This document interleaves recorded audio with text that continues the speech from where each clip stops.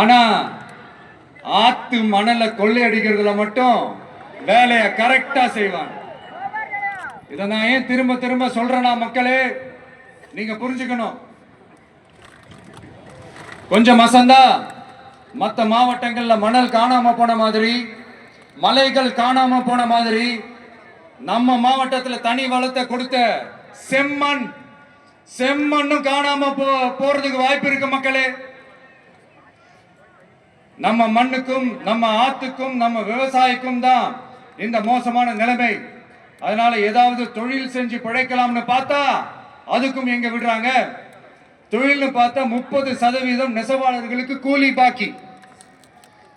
அரசாங்கம் நம்ம நெசவாளர்கள் கிட்ட இருந்து கொள்முதல் செய்த வேட்டி சேலைக்கான கூலியை கூட போராடித்தான் வாங்க வேண்டியதா இருக்குது. அது சலுகையோ உதவியோ